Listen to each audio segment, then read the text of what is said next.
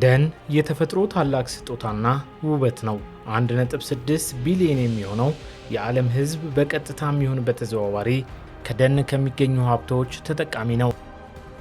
ደኖች እንጨትን፣ መድኃኒትን፣ ምግብና ብዙ የተፈጥሮ ሀብቶችን በውስጣቸው ይዘዋል።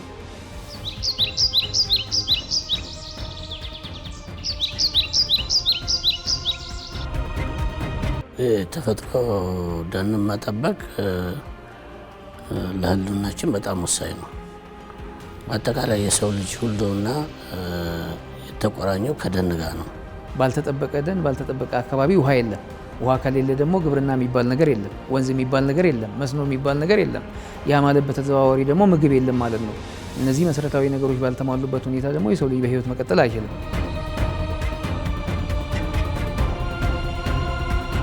አለ ደን መኖር አንችልም። እንግዲህ መተዳደሪያችን ደን ነው፣ ህይወታችን ደን ነው ማለት ነው። ፀሐይ ከወጣ ደን ውስጥ ነው የምናርፈው። ደን ጠፋ ማለት እኛ መች ኖርን ጠፋን ማለት ነው። ከሁሉም በላይ ግን ደን ለሰው ልጆች እጅግ የሚልቀውን የንጹህ አየር ምንጭ ሆኖ ያገለግላል። ደኖች ካርቦን ዳይኦክሳይድን በመውሰድ ወደ ኦክሲጅን ይቀይራሉ። በዚህም ለሰዎችና እንስሳት የእስትንፋስ ህልውና የሆነውን ንጹህ አየር ይፈጥራሉ። በሌላ አገላለጽ ደኖች ከካርበን ልቀት ጋር በመዋጋት የዓለም የአየር ንብረት ለውጥን ለመቀነስ ታላቅ ድርሻ ያበረክታሉ። የአየር ንብረት ለውጥ የሰው ልጅ እድገትን ተከትሎ የዘመን በየጊዜው እያደገና እየተለወጠ መሄድን ተከትሎ ከፍተኛ በሰው ልጅ ላይ ጫና የሚያደርሱ ሁኔታዎች የሚመጡበትን ሁኔታ የምንቆጣጠረው ልንቋቋም የምንችለው እንደ ሰው መቀጠል የምንችለው መኖር የምንችለው ማምረት የምንችለው አካባቢያችንን ስንጠብቅ ነው። ተፈጥሮ ሀብቱን ስንጠብቅ ነው። ደኖች የካርበን ክምችትን በከፍተኛ ደረጃ በእንጨታቸው ይይዛሉ።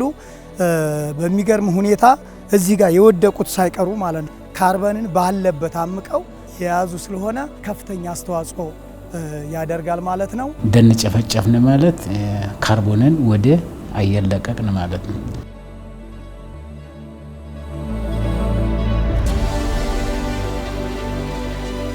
እነዚህ ጫካዎች የብዝሃ ሕይወት መጠለያ ናቸው። እዚህ ያለው ተፈጥሮ ለአካባቢው ማህበረሰብ ከብዙ ትውልዶች ጀምሮ የሕይወት ምሰሶ ሆኖ ቆይቷል።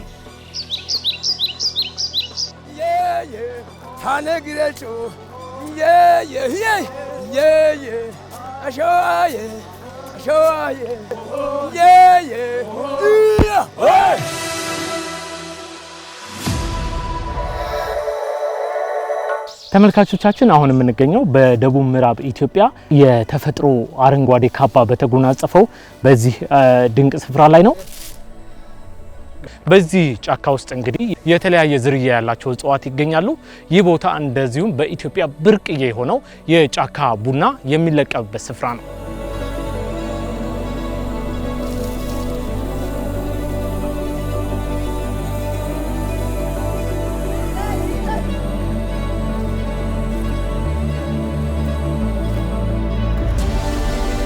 አቶ ተሾመ ኃይሌ በከፋ ዞን በጊምቦ ወረዳ በዚህ ጥቅጥቅ የተፈጥሮ ደን በለበሰው አካባቢ ነው የተወለዱት።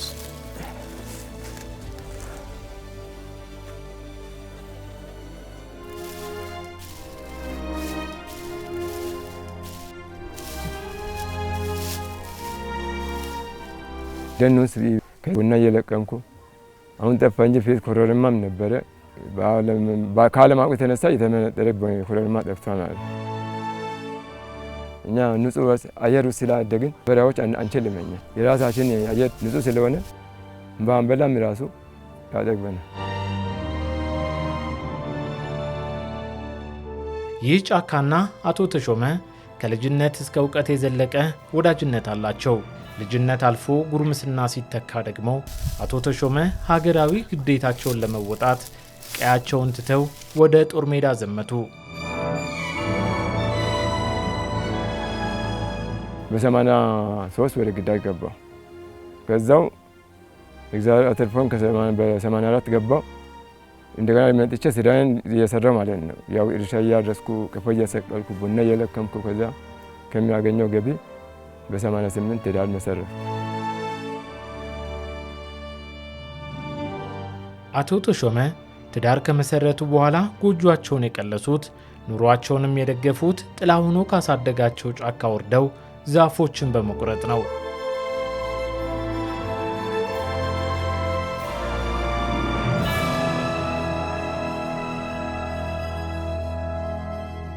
ማንም የሚጠይቅ የለም። ዝም ብለን ገብተን ቤት እንሰራለን፣ እንፈልጣለን፣ ማገዶ እናደርጋለን። ያው የፈለግነውን ነው የምንጨፈጭፈው ማለት ነው። ያው ሰው ተቸግሮ ነው ደን ውስጥ የገባለ። ደን ውስጥ እንዳይገባ ደግሞ አደራጅተው በዶሮ አደራጅተው በንብ አደራጅተው በበግ አደራጅተው በሌላ አትክልትና ፍራፍሬዎች አደራጅተው ያው ወደዛ ሰው ሲገባ ደኑ ተጠብቆ የሚሄድበት ነገር ነው።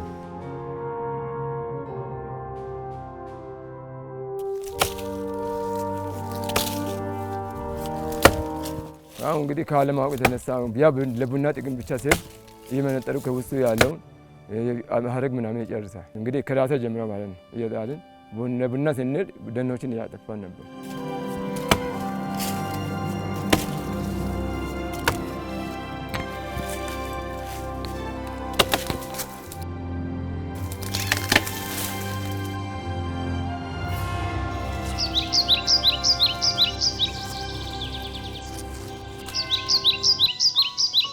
ተመልካቾቻችን እንግዲህ ከአመታት በፊት ይህ ጫካ አደጋን ተጋፍጦ ነበር። ምክንያቱም ደግሞ የአካባቢው ማህበረሰብ ገቢን ለማግኘት ሲል ጫካውን እየመነጠረ የተለያዩ እርሻዎችን ያርስ ነበረ።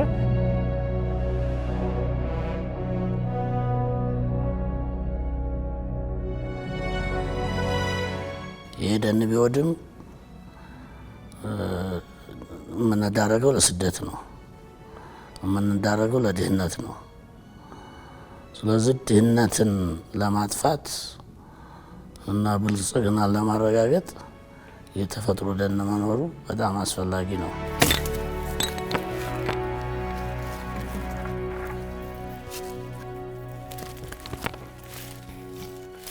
ቀደም ሲል ታሪክ እንደሚያሳየው ደን ሽፋናችን ከፍተኛ እንደነበረ በጊዜ ሂደትና በተለያየ ሁኔታ ደግሞ የሰው ቁጥርም በመጨመሩ ያንን ተከትሎ የእርሻ መስፋፋቱም አብዛኛው እንግዲህ የምንሰራቸው ስራዎች የተፈጥሮ ሀብትን የሚጎዱ ከመሆናቸው ጋር ተያይዞ የደን ሽፋናችን የሆነ ጊዜ ላይ በከፍተኛ ሁኔታ ወርዶ እንደነበረ የቅርብ ጊዜ ትዝታችን ነው። የኢትዮጵያ የደን ሽፋን ከአጠቃላይ የመሬት ስፋት ጋር በንጽጽር ሲታይ ባለፉት 50 ዓመታት በከፍተኛ ሁኔታ ቀንሶ ነበር። ከቅርብ ዓመታት ወዲህ ግን ማንሰራራት እያሳየ እንደሆነ ጥናቶች ያመለክታሉ። ለዚህም አዳዲስ የደን ሽፋኖችን ለመፍጠር ከሚደረገው ርብርብ ጎን ለጎን ያሉትን በህብረተሰቡ ተሳትፎ ለማስጠበቅ ከፍተኛ ጥረት በመደረጉ ነው።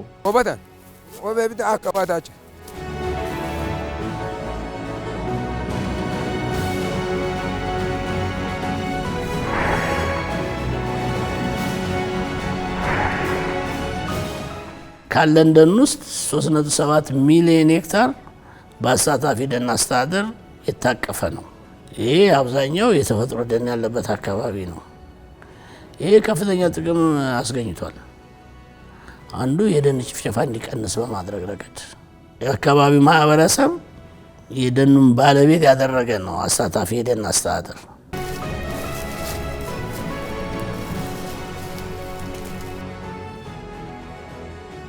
ቀደም ሲል እንደ አጠቃላይ የሚጠበቀው በመንግስት ነበር። የተፈጥሮ ደን ነው። ግን በመንግስት መጠበቁ ዘበኛም ተቀጥሮ በራሱ የሚያዋጣ ስላልሆነ ሌላ አዲስ ሳይንስ ይሄም ማህበረሰቡን ያሳተፈ የደን አጠባበቅ ዘዴ ወይም የአሳታፊ ደን አስተዳደር አተገባበርን ተግባራዊ ለማድረግ ታስቦ ያው ቀደም ሲል ነው የገባው በሀገራችን ወደ በፈረንጆቹ ከ1994 ጀምሮ ጽንሰ ሀሳቡ መጣና ከ2000 ጀምሮ ማህበረሰቡ ራሱ በአካባቢው በደኑ አቅራቢያ ያለው በተለይ ደኑ ላይ ተጽዕኖ ሊያደርግ የሚችል ማህበረሰብ ተደራጅተው በማህበር ተደራጅተው ደኑን እንዲጠብቁ ኤበገኖ ዳኖ ወዲበተ ያው ደን እንግዲህ የሚከለክል ሰው ስለሌለ በቃ የቆረጡ የተሸገሩትም ማገዶ የሚሸጡትም አሉ። አሁን ግን ደን ከገባ በኋላ ቁጥጥር ገብቶ አሁን ሀለ አገባብ ተን ማገዶ ማጣል አንችልም። ደሞም ከሰልም ቁሟል። ከሰል ማውጣትም ክልክል ነው። ዝናብ መጣ በደን ነው። ደን ባይኖር ኑሮ እኛ መኖር አንችልም። ተሳታፊ የደን አስተዳደር ወይም ፒኤፍኤም የሚባለው ስርዓት ወይም አሰራር ስራ ላይ ማዋል ከጀመረ በኦሮሚያ ወደ 27 ዓመት አካባቢ ያስቆጥሯል። ተፈጥሮ ደንን ከመጠበቅ አኳያ ያለው አማራጭ በህብረተሰብ ተሳትፎ ህብረተሰቡ ባለቤት ሆኖ እየጠበቀ እየተንከባከበም መጠቀም አለበት። በክልላችን እስከ 1.4 ሚሊዮን ያክል ደን አለ ተብሎ ይታሰባል። ከዛ ውስጥ ወደ 777 ሄክታሩ በአሳታፊ ደን አስተዳደር ማህበር ስር የሚተዳደር ነው።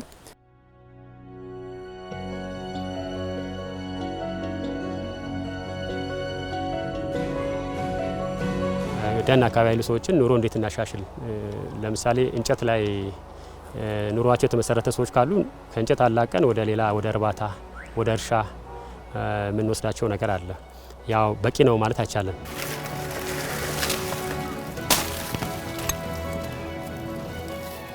በ2012 ተመስርቶ በአመቱ ማለት ነው። በ2013 ላይ ሙዝ ያመጡ አከፋፍሎናል።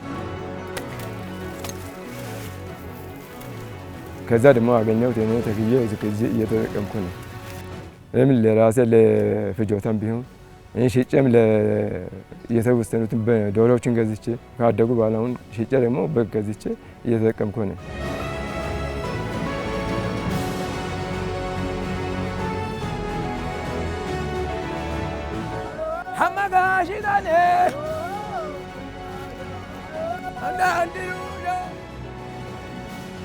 ተመልካቾቻችን እንግዲህ አሁን የምንገኘው በኦሮሚያ ክልል በጅማ ዞን በጌራ ወረዳ ላይ ባለ አንድ የተፈጥሮ ጥብቅ ደን ውስጥ ነው። በዚህ ጥብቅ ደን ውስጥ እንግዲህ ሀገር በቀል የሆኑ እድሜ ጠገብ የዛፍ ዝርያዎች የእጽዋት ዝርያዎች እዚህ ይገኛሉ። እነዚህ ዛፎች እዚህ ውስጥ የሚገኙ በግምት ወደ 38 የሚሆኑ እጽዋት ዝርያ አገር በቀል የሆኑት እዚህ ውስጥ አሉ። ገተሜ የምንለው እንጨት ነው።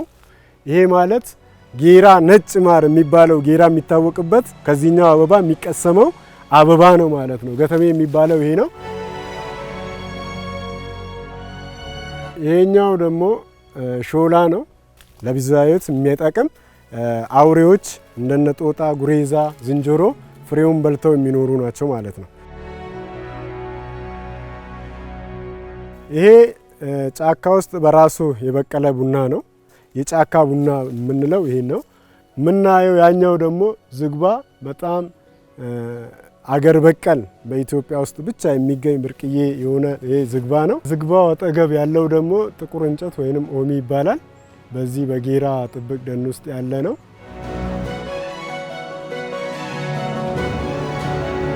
ከተወሰኑ ዓመታት በፊት በጊምቦና በዚህ በጌራ ወረዳ የሚገኙት እንደዚህ ያሉ ጥብቅ ደኖች አደጋ ተጋፍጦባቸው ነበር። ዳፌስ አባቡልጉ በጌራ ወረዳ የገንጂ ጫላ ቀበሌ ነዋሪ ናቸው። ሁኔታውን እንዲህ ያስታውሱታል። እዚሁ ነው የተወለድኩት። ድሮ ተመንጥሮ ይታረስ ነበር። ደን ያው ብዙ ሰው ይጨፈጭፋል። ልክ ነው፣ አይጠበቅም ነበረ። ደን እንግዲህ ያው ሲጨፈጨፍ በፊት ሲጨፈጨፍ ያው ድርቅም በዛ ነው የሚመጣ ይባላል።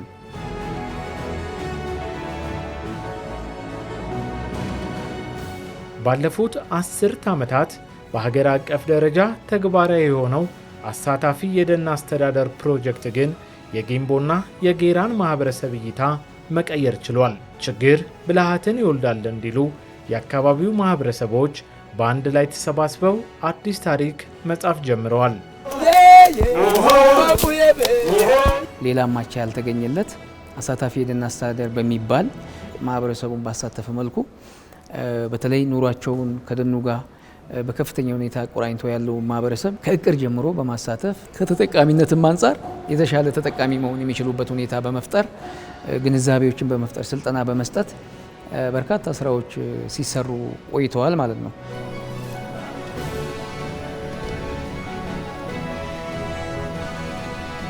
የንብ ሳጥን ማህበሩ አደራጅቶ ያለውን ነገር ሲያረግ 25 ሳጠን ንብ አለኝ። አሁን በውስጡ በርካታ እጽዋቶች ይዘዋል። በተፈጥሮ ደን ውስጥ ንብ አለ፣ የተለያዩ ነፍሳቶች አሉ። እነዚህ ደግሞ አንደኛ ንብ ማር በማምረት ረገድ የሚሰጠን ጥቅም አለ። ሁለተኛ ነፍሳቶቹ ደግሞ ሰብልን እንዲራባ በማድረግ ረገድ ደን ባለበት አካባቢ ያሉ ነፍሳቶች የግብርናን ጂዲፒ በ6.2% ያሳድጋሉ የሚል ጥናት አለ። ማገዶ የሚጠቀሙትን እንዴት ምን አድርገን ነው መቀነስ የምንችለው? ምርጥ ምድጃ ባዮጋዝ በማስፋፋት ደን እንዳይጎዳብን እንጨት ራሷን ለቅመም እኛ ምድጃ አለን። ምድጃ ሰርተን እንጨት እንዳንሰብር በምድጃ ነው የምንጠቀመው። ደን እዚህ አካባቢ ሰው ደን ይወዳል። ልክ እንደ ልጁ ያንከባክባል። ከጥንት ከአያቶቻችን ስለመጣ እኛ ደግሞ ለልጆቻችን ለማሳለፍ ጥሩ አየር ለማግኘት እያንከባከብን ነው።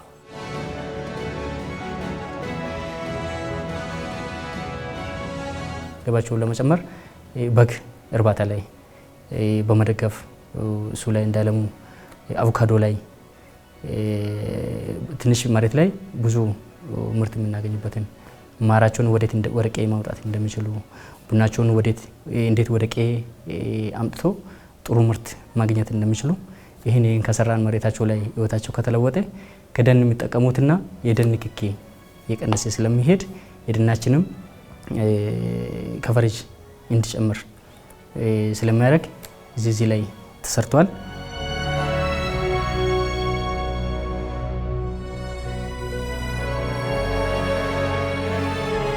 ቡናም በጣም ጥሩ ነው ገባው ያለ ዘንድሮ ከሁሉም ደግሞ ዘንድሮ በጣም ጥሩ ነው። እንግዲህ ማርም ዋጋው ጥሩ ነው።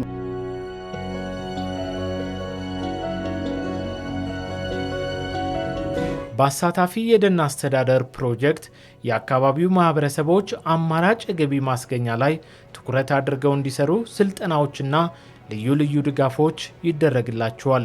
ደኑን ሲጠብቁ ግን ራሳቸው ከመንግስት ጋር መንግስት ሙያዊ ድጋፍ እየሰጣቸው ይህንን ደን እንዲጠብቁና የእንክብካቤ እቅድ አለው። የእንክብካቤ እቅድ ወይም ማኔጅመንት ፕላን የሚባል አለ። እሱን አውጥተው ከዚያ በኋላ በማህበር ተደራጅተው ህጋዊ ሆነው ማለት ነው። የተለያዩ ፕሮጀክቶች ሲመጡ ደኑን ከመጠበቅ አንጻር ለማህበራቱ ለምሳሌ እንደ ዶሮ እርባታ፣ እንደ በግ ማድለብ፣ እንደ ቡና ልማት፣ እንደ ቅመማ ቅመም ምርት ያሉትን ድጋፍ በማድረግ ይህንን እያደረጉ ገቢያቸውን እንዲያሻሽሉ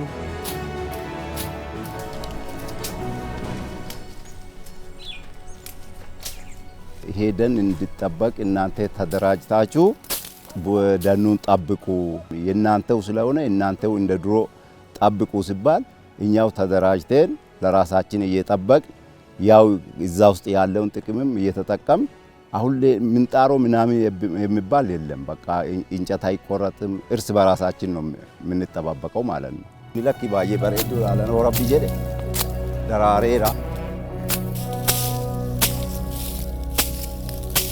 ካፍቴ ደገረ ካፍቴ ለኛ ደን የሚሰጠው ጥቅም ቀፎ እናስራለን። ኮሮሪማ ከዛ ውስጥ ነው የምንጠቀመው። ማር ከዛ ነው።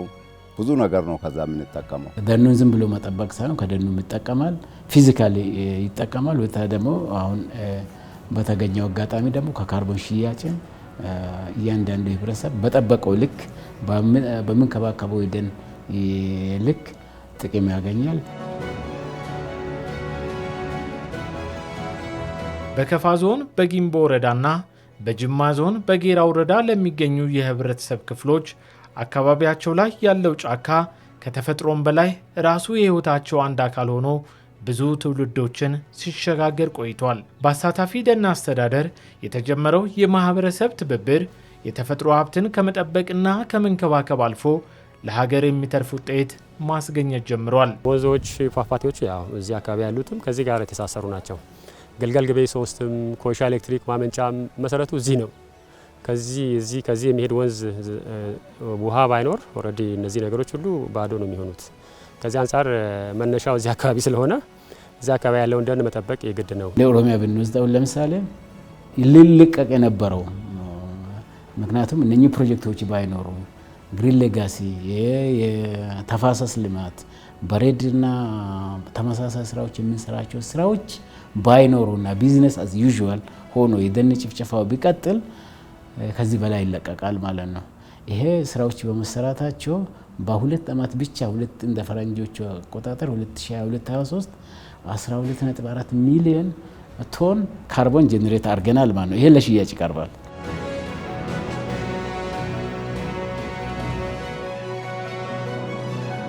ኢትዮጵያ የደን ሽፋኗን ለመጨመርና ከካርበን ልቀት ጋር ለመታገል ከ2011 ዓ.ም ጀምሮ ተግባራዊ የሆነው የአረንጓዴ አሻራ መርሃ ግብር እየተመናመነ ለመጣው የደን ሽፋን ፍቱን መድኃኒት ሆኗል። ቀደም ሲል እንዳያችሁት የተራቆቱ የገረጡ የሚያስፈሩ ተራሮች ለብሰው አምረው ተውበው ማንም ሰው በቀላሉ የግሪን ሌጋሲን ኢፌክት ማየት እንዲችል ያስቻሉ በመሆናቸውም ጭምር ነው። የፈረንጆች አቆጣጠር በ2019 ጀምሮ በክቡር ጠቅላይ ሚኒስትራችን አመራር ሰጪነት እና በዜጋው ተሳታፊነት የኛም ተቋም በግንባር ቀደምነትን የሚመራው ጉዳይ የአረንጓዴ አሻራ ስራችን በርካታ ስራዎችን መሬት ላይ ከመስራት ጋር ተያይዞ እሱም ራሱን የቻለ በዚህ ሴክተር ሽፋን መጨመር፣ ግልጋሎት መጨመር፣ የማህበረሰብና የዜጋው ተሳትፎ፣ የተቋማት ተቀናይቶ አብሮ መስራትን ደኑ አሁን ባለበት ነባራዊ ሁኔታ ቅርብ ጊዜ ባደረግነው የደን ጥናትና ዳሰሳ የሚያሳየው ወደ 23.6% የሚሆን የሀገሪቷ የቆዳ ሽፋን በደን የተሸፈነ መሆኑን ማረጋገጥ ችለናል ማለት ነው።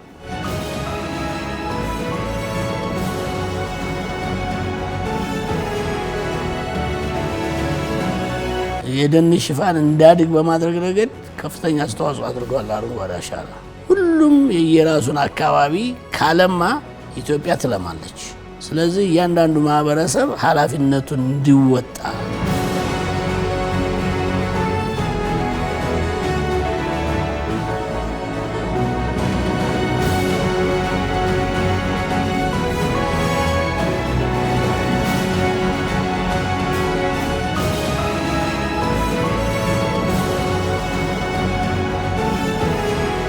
ዓለም የተፈጥሮ ሚዛኗን ጠብቃ ለሰው ልጆችና ለተቀሩት ፍጥሯን ምቹ እንድትሆን ዛፎችን መትከልና መንከባከብ ከእያንዳንዱ ዜጋ የሚጠበቅ ተግባር ነው።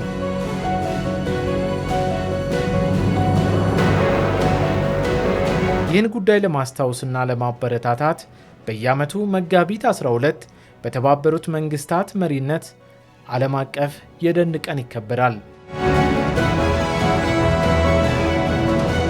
በዚህ ዕለት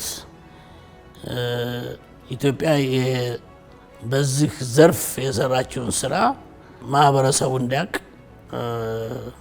እና ከአካባቢ ልምድ እንዲለዋወጥ የሚደረግበት ዕለት ነው። የደን ቀንን ስናከብር በአንድ በኩል ሀብታችንን የበለጠ እውቅና እንዲያገኝ ማድረግ ነው። በሌላ በኩልና በተመሳሳይ መልኩ ደግሞ ይህንን ሀብት ዛሬ ላይ እንዲደርስ ለትውልድ እንዲተላለፍ አሁን ዛሬ እያገኘ ነው ያለነውን ጥቅም ትልቅ አስተዋጽኦ ያለውን ማህበረሰብ ከታች ጀምሮ ያለውን ማህበረሰብ እውቅና መስጠት ነው። ተመራማሪውን እውቅና መስጠት ነው። ልማቱ ላይ ያለውንም አመራርን ባለሙያም እውቅና መስጠት ነው። በታችኛው ያለውን በደኑ አካባቢ ላይ የሚኖረውን ለዘመናት ይሄ ሀብት ያስፈልጋል በማለት ታሪካዊ ቁርኝትም ያለው ማህበረሰብ የማስተሳሰር እውቅና የመስጠት የበለጠ አብሮ የመስራት ግለጅ የማያያዝ ጉዳይን በተሻለ መልኩ ትኩረት ሰጥተን የምንሄድበት ነው።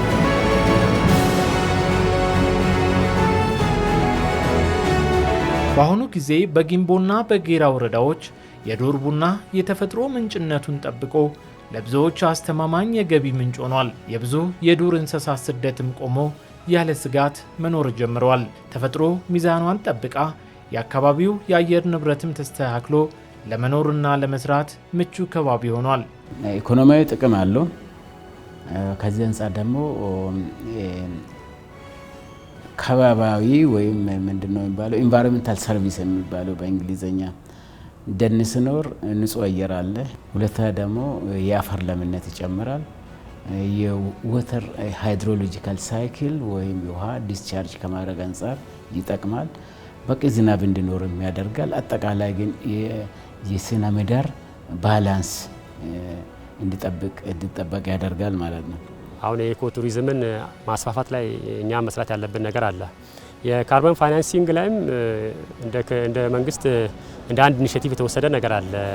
በአንድ ማዕከል ኢትዮጵያ ውስጥ ያሉ ደኖች ከካርበን ትሬዲንግ ዋጋ ማግኘት እንዲችሉ የተጀመሩ እኛም እንደ ክልል የጀመርናቸው ጥናቶች ስላሉ በተለይ ደግሞ እነዚህ ሃይድሮ ኤሌክትሪክ ፓወር ስቴሽኖችም የውሃ ችግር እንዳይገጥማቸው የግድ ይሄን አካባቢ መጠበቅ መቻል አለብን። ስለዚህ የዚህ አካባቢ ብቻ ሳይሆን የኢትዮጵያም የዓለምም ጉዳይ ስለሆነ ይሄ ነገር በጋራ ብንሰራ እዚህ ያለውን አጠቃላይ ሁኔታ መቀየር እንችላለን። እንግዲህ ተፈጥሮን ስንንከባከባት እሷም ትንከባከበናለች። ተፈጥሮን ካጠፋናት ደግሞ እኛም እንጠፋለን። የጊምቦና የጌራ ወረዳ ማህበረሰቦችም ለዚህ ምስክር ናቸው። ደን እየጠበቀ የከበከበ ደንን ማልማት፣ መጠበቅ፣ መጠቀም ነው። ስለዚህ እየጠበቀ መጠቀም አለብን። መጠቀም ማለት ምንድነው? እዛ ላይ ውስጥ ያሉትን ቀፎዎችን ሰቅለው እዛ ውስጥ ያሉትን ቡናዎችን መጠቀም አለብን። ለዚህ ነው ደን ለኛ እየጠቀመ ያለ። እንግዲህ ደን ከሌለ ለእኛም ራሱ ህይወት የለንም። እንደ ከውሃ ውስጥ የወጣ አሳ መስለን የምንቀረው። ለዚህ ኮንዶኔናችን የምንጠብቀው ያው አሁን ደን እንደ ነፍሳችን ነው የምንጠብቀው ማለት ነው። ማንም ሰው አይቆርጥም። ያው ከውስጥ የሚጠቀመው ነገር ይጠቀማል፣ ደኑን ደግሞ አይነካም።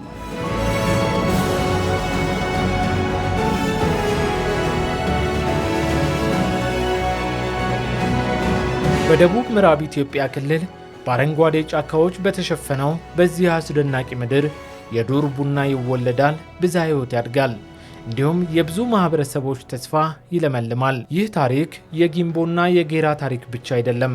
የተፈጥሮ ሀብትን በማህበረሰብ ቀናነትና ተነሳሽነት መጠበቅ እንደሚቻል የሚያሳይ የተስፋ መልእክት እንጂ። ተፈጥሮን ስንጠብቅ ሕይወት ይለወጣል። ታቶና ወጂ ታቶና ወጂ ሹራ ታቶና ወጂ